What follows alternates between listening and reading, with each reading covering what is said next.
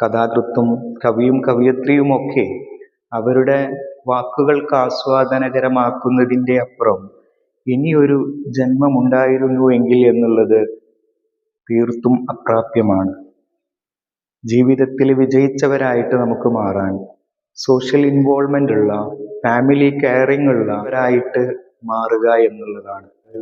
ജീവിതത്തിൻ്റെ ഇടയിൽ, ജോലികളെ തിരയുന്നതിൻ്റെ ഇടയിൽ ഫാമിലി ലൈഫുകളും സോഷ്യൽ ലൈഫുകളും ഒക്കെ ആസ്വദിക്കാൻ നമുക്ക് പറ്റുന്നില്ല എങ്കിൽ മക്കളെ പരിപാലിക്കാൻ, നമ്മളുടെ ഫാമിലിയിൽ ഇൻവോൾവ്മെന്റ് ആവാൻ, നമ്മളുടെ സൊസൈറ്റിയിൽ ഇൻവോൾവ്മെന്റ് ആവാൻ പറ്റാത്ത തരത്തിൽ ജീവിതങ്ങൾ നയിക്കുമ്പോൾ ആ ജീവിതം കൊണ്ട് എന്ത് നേടി എന്ന് ചോദിക്കുമ്പോൾ തീർത്തും നമുക്ക് ശൂന്യമായിട്ടുള്ളത് മാത്രമേ കാണാൻ പറ്റുള്ളൂ.